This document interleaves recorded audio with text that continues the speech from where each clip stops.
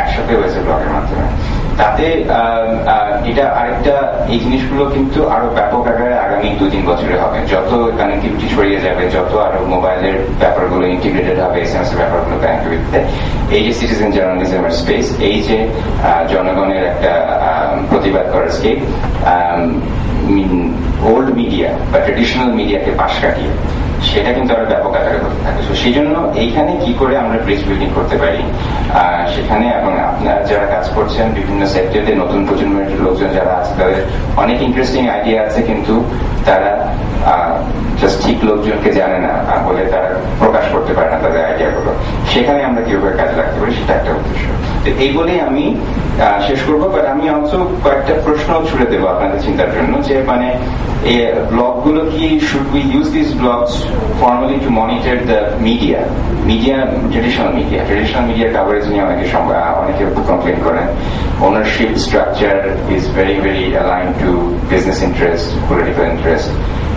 আমরা যেটা দেখেছি ওয়েস্টে যেটা হয়েছে, যে ওয়েস্টে blog has been informally monitoring the media and pointing out how the coverage is skewed.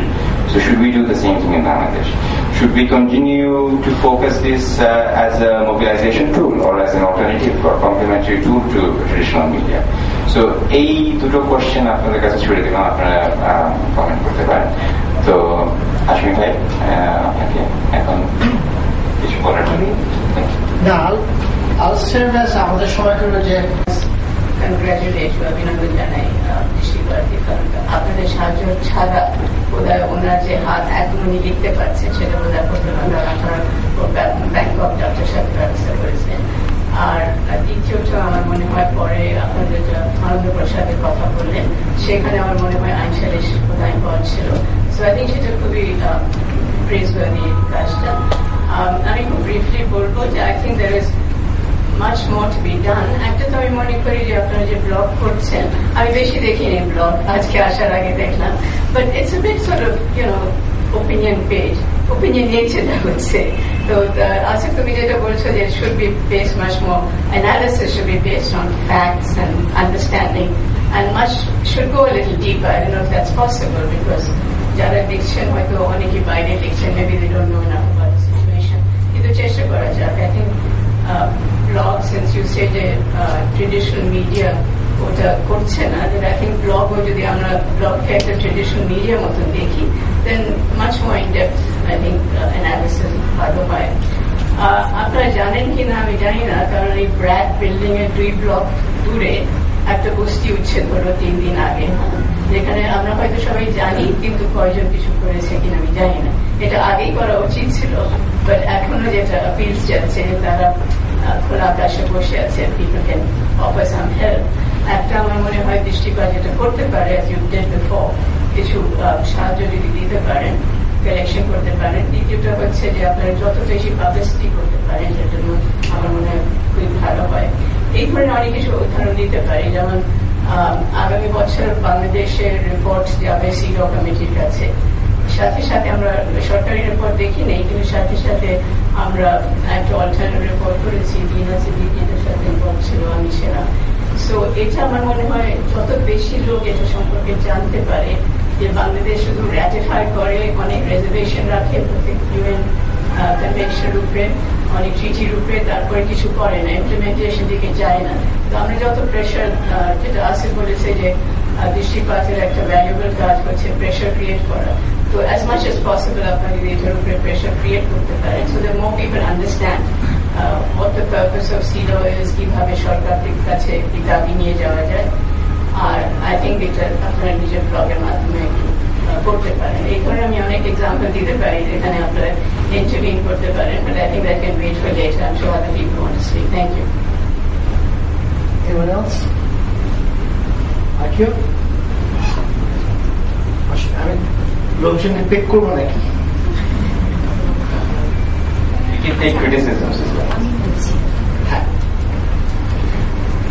এত কিছু মাথায়, আচ্ছা আমার নাম সামিয়া জামান, আমি ছবি বানাই এবং এখানে হয়তো বেশি রিলেটেড যেটা সেটা হলো টেলিভিশন টেলিভিশনের জন্য মূলত পলিটিক্যাল প্রোগ্রাম তৈরি করি, অন্যান্য ধরনের প্রোগ্রামও করি। তো এই মুহূর্তে রোড টু ডেমোক্রেসি বলে একটা প্রোগ্রাম আছে RTVতে, আমি সেটার এক্সিকিউটিভ প্রডিউসার। সুতরাং ওই জনগণের সাথে যোগাযোগ স্থাপনে আমাদেরও ট্রেডিশনাল মিডিয়ার পক্ষ থেকে অল্প একটু কন্ট্রিবিউশন আছে। সেটা হলো লাইভ টেলিফোনে লোকেদের, যারা আমাদের দর্শক, তাদের মন্তব্য নেওয়া বা তাদের সাথে যোগাযোগ করার একটা রীতি, বিশেষ করে পলিটিক্যাল টক শোতে আমরা তৈরি করেছিলাম বলা যায়, বা প্রথম হয়তো এফেক্টিভলি ব্যবহার করেছিলাম। সেটাও কেয়ারটেকার গভর্নমেন্টের সময় 21শে সময় বলে একটা অনুষ্ঠান আমি প্রেজেন্ট করতাম এবং প্রডিউস করতাম। এবং এই অনুষ্ঠানটি যাতে লাইভ না হয় এবং লাইভ সময়ে যাতে দর্শক মতামত দিতে না পারে, সেজন্য অনেক ধরনের প্রেশার আমাদের উপর সবসময় ছিল। এবং তার একটা কারণ সবসময় বলা হতো যে কে যে কি বলবে সেটা আগে থেকে বলা যায় না, আপনারা কারণ দায়িত্ব নেবেন। তো এই পয়েন্টে আমি আসলে আসিফের যে কথাটা সে তুলেছে যে জনগণ ব্লগে তাদের মতামত দিতে পারছে, কমেন্ট দিতে পারছে, এই জনগণ প্রশ্ন কথাটা নিয়ে আমার একটু প্রশ্ন আছে। কারণ আমার সবসময় মনে হয় এবং হতো যে যারা টেলিফোন করে এই ধরনের অনুষ্ঠানে তাদের মতটা দেন, তারা অনেক সময় তারাও কারো রিপ্রেজেন্টেটিভ হয়ে কাজ করছেন কিনা। এই প্রশ্নটা সবসময় আমাদের করা হতো এবং করা হয় যে আমরা কি করে সার্টেন হব যে দে আর নট সামবডি আমরাই ঠিক করে দিয়েছি আর অন্য কোনো গোষ্ঠী বা গ্রুপকে তারা রিপ্রেজেন্ট করছেন।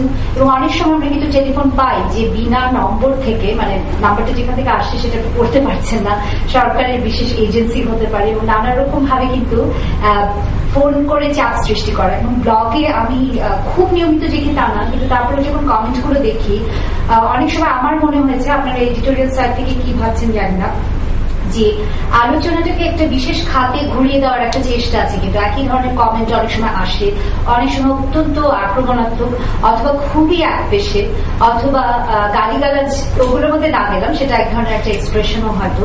সুতরাং এই এক নম্বর হলো যে নিউ মিডিয়ার তে কারা অ্যাক্সেস পাচ্ছে, সেখানে এক ধরনের একটা আগে কিন্তু অনেক লোক এটা থেকে আলাদা হয়ে পড়ছে, বিচ্ছিন্ন হয়ে পড়ছে। সো যারা এটাতে অ্যাক্সেস আছে তাদের মধ্যে বিশেষ ধরনের মত পোষণ করেন শুধু এরকম লোকই ব্লগে পাচ্ছেন কিনা, আপনি বাংলা ব্লগ অ্যাক্সেস পাচ্ছে কিনা। বাংলা ব্লগের কথা বললেন আপনি, আনহার্ড ভয়েসের অনেক সময় দেখেছি যে এডিটোরিয়াল সাইড থেকে কমেন্ট দিয়ে সেটাকে মানে এটাকে একটা কনটেক্সচুয়ালাইজ করার চেষ্টা। কিন্তু বাংলা ব্লগগুলো যেগুলো দেখেছি সেগুলো তো আরো বেশি আমার কাছে মনে হয়েছে অত্যন্ত পলিটিক্যালি এক একটা বিশেষ ধারণাকে ধারণ করছেন। সুতরাং আমরা যেভাবে করে নিউজ পেপার পড়ার সময় আমরা জানি যে এই পত্রিকার এই ধরনের রাজনৈতিক মতামত, ওই ধরনের রাজনৈতিক মতামত, ব্লগ পড়ার সময় কিন্তু আমরা এখনো যেহেতু নতুন, আমাদেরকে জানতে হবে যে ব্লগ মানেই কিন্তু একদম একটা ভীষণ নিউট্রাল, ভীষণ একটা জনগণের জায়গা না, সেটাও কিন্তু কারো না কারো একটা মতকে প্রকাশ করছে। তো সেই জায়গাগুলোর ব্যাপারে আমাদের কতটা আমরা মানে রাখতে পারবো, জানবো কিনা মানে আমাদের ইনফরমেশন।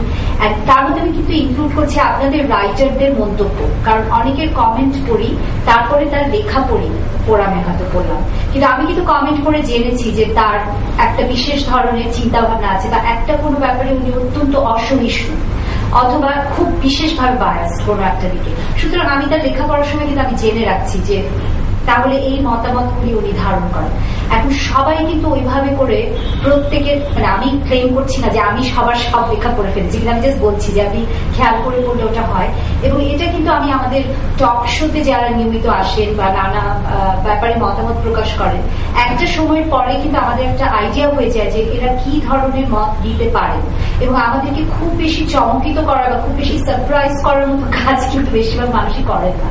তা কারো ব্যাপারে একটু ধারাবাহিক ভাবে যদি আমরা খেয়াল রাখি যে কি ধরনের মতামত উনি দেন, উনি তাই সাধারণত দেন। আপনারা কালেকটিভের সবাই ইয়াঙ্গার রাইটার্স, কিন্তু আপনাদেরও কিন্তু একটা পরিচয় তৈরি হচ্ছে আস্তে আস্তে। আর নিউ মিডিয়া বেসড পরিচয়ের একটা কিন্তু ব্যাপার হলো যে নাথিং গেটস লস্ট, সবকিছুই কিন্তু আলটিমেটলি মানে থাকবে এবং পিছনে ব্যাক করে করে কিন্তু সব যাওয়া যায়। এই জিনিসটা হয়তো একটু মাথায় রাখা দরকার, যাতে আমরা যতটা ওপেন স্পেস ভাবছি ততটা ওপেন কিনা। আর একটা ব্যাপারে জাস্ট আমি একটুখানি ভবিষ্যতের কথা ভাবছি। আসিফ বললেন যে আমরা ট্রেডিশনাল মিডিয়াকে মনিটর করতে চান কিনা। এটা আজকে যেরকম মনে হচ্ছে যেটা আমি আপনি ঘরে বসে বা কয়েকজন মিলে করে ফেললাম, তা সেটাই বোধহয় ব্লগ। প্রত্যেকটা এস্টাবলিশ মিডিয়া হাউস কিন্তু তাদের ওয়েব পেজ নিয়ে আসছে এবং সেখানে যে প্রচুর অর্থের ব্যাপার আছে এবং তারা ওটাকে গুরুত্ব দিতে শুরু করেছে। আমরা বিদেশের ব্লগে বা বিদেশে দেখতে পাচ্ছি, নিউ ইয়র্ক টাইমস থেকে শুরু করে সবাই সেই জায়গাগুলো কিন্তু অত্যন্ত শক্তিশালী এক একটা ওয়েব বেসড মাধ্যমে পরিণত হচ্ছে এবং তার শক্তির সাথে সেগুলোর শক্তির সাথে যেখানে কর্পোরেট মানি বা অন্যান্য নানাভাবে যে অর্থের সংস্থান বাংলাদেশে তার সাথে সাদা কালো রাজনৈতিক মাসল সবকিছু জড়িত, তার শক্তির সাথে যেটাকে আমরা জনগণের কথা বলা স্পেস বলছি সেটা একটা সময় পেরে উঠবে কিনা এইটা নিয়েও হয়তো ভাবতে হবে যে সেখানে স্ট্র্যাটেজিটা তখন কি হবে। পরে আবার কথা বলার সুযোগ থাকলে বলবো। অনেক কিছু মাথায় আসছে ন্যাচারালি। একটা লাস্ট পয়েন্ট দিয়ে শেষ করছি, সেটা হলো জ্যোতি বললেন যে বিভিন্ন যে সমস্ত ঘটনার সাথে কেয়ারটেকার গভর্নমেন্টের কথাটাই বলবো, তারপর আরো ঘটনার সাথে আমাদের জড়িত ছিল। আমাদের সবার হয়তো আপনাদেরকে অনুরোধ করছি যে একটা পোস্টমর্টেম করা, যে একটা কোনো ঘটনার প্রথমে আমরা কি পজিশন নেই, ঘটনা ক্রমে আমরা কি পজিশন নেই এবং ঘটনার পরে আমাদের কি মনে হচ্ছে যে কি পজিশন নেওয়া উচিত ছিল। আমার কাছে স্লাইটলি আইরনিক্যাল মনে হয়েছে যদিও টিপু সুলতানের ঘটনাটা বহুল প্রচারিত এবং সেটার মানে সাংবাদিক এবং তার মত প্রকাশ নিয়ে ব্যাপারে আমার পজিশনে কোনো কমপ্লেন নেই, কিন্তু যেটা আমার কাছে মনে হচ্ছে যে ইটস ভেরি আইরনিক্যাল যে তার সাথেই আপনি 2001-এর ইলেকশনের পরবর্তী সময়টার কথা বললেন, এটারও কিন্তু একটা ধারাবাহিকতা আছে। সেই সময় হয়তো ব্লগে সেভাবে আসেনি, কিন্তু আমাদের ট্রেডিশনাল পত্রিকাগুলোর যা রোল 2001-এর ইলেকশনের আগে দিয়ে 2 বছর এবং আমাদের ট্র্যাডিশনাল পত্রিকাগুলোর কেয়ারটেকার গভর্নমেন্ট আসার আগে যে রোল এবং টেলিভিশন অনুষ্ঠানে, এটা নিয়ে কিন্তু আমাদের সিরিয়াস পোস্টমর্টমের দরকার এবং অনেক নিজেদেরকে প্রশ্ন করা দরকার যে আমরা সবসময় যা করা উচিত ছিল সেটা করতে পেরেছি কিনা।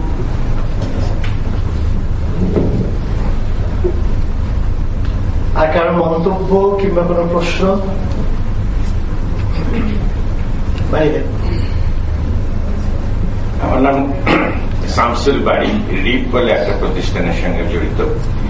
হ্যাঁ, রিপ মানে রিসার্চ ইনিশিয়েটিভস বাংলাদেশ, তার সঙ্গে আসিফ জড়িত এবং ইদানিং দৃষ্টিপাতের সঙ্গে রিপের একটি প্রোগ্রাম জড়িত হয়েছে, সেটা হচ্ছে কাজলি মডেলের প্রমোশন। সেই জন্য দৃষ্টিপাতের কাছে আমরা খুবই কৃতজ্ঞ। তাছাড়া এখানে যারা আছে দৃষ্টিপাতে লেখে এবং যাদের কথা শুনলাম তাদের লেখা তো দেখি এবং ভবিষ্যতের জন্য খুবই যে আশাবাঞ্জক একটা দাঁড়াচ্ছে, তাদের সঙ্গে দেখা করতে পারবো, তাদের সঙ্গে আদান প্রদান হবে, এই ভেবে এখানে এসেছি। আমার শুধু ব্লগের ব্যাপারে একটু মন্তব্য আছে। আমরা ওল্ডার জেনারেশন, যারা গ্রে হেয়ার জেনারেশন, তারা একটু স্লো এবং আমার মেয়েরা বলে আমি নাকি অন্য গ্রে হেয়ারদের চেয়ে একটু বেশি অগ্রসর, কিন্তু তা সত্ত্বেও ব্লগে খুব একটা ঢুকি না এবং কিভাবে ইন্টারাক্ট করব সেটা নিয়েও ভাবিনি। আমার মনে হয় কিভাবে আমাদের এই জেনারেশনকে এই ব্লগের মধ্যে ঢোকানো যায় সেটা নিয়ে একটু ভাবনা করা দরকার। পাবলিসিটিটা কিভাবে দেওয়া যায়, এই যে আইডিয়াগুলো জানলাম যেখানে অল্টারনেটিভ একটা ব্যবস্থা আছে যেখানে আমরা মতামত দিতে পারি আনফিল্টার্ড, এটা কিন্তু অনেকেই জানে না। অনেকে ব্লগ সম্বন্ধে ভাষার ধারণা আছে, এটাকে কার্যকর করার জন্য কি ব্যবস্থা ইয়াঙ্গার জেনারেশনটা তোমরা যদি একটু ভাবতে তাহলে খুব ভালো হতো। এটার উপরেই লেখা হতে পারে, বিশেষ করে বাংলা মিডিয়ামে। এবং দ্বিতীয়ত দৃষ্টিপাতের ব্লগটাকে নিয়ে একটু অ্যাডভার্টাইজ করা যায় না খবরের কাগজগুলোতে, এবং তাহলে অন্তত কেউ যদি একটু খুলে দেখে এবং সেখানে যে সম্ভাবনাগুলোর দুয়ার খোলা পায়, যদি ঢুকে যায় একবার, তা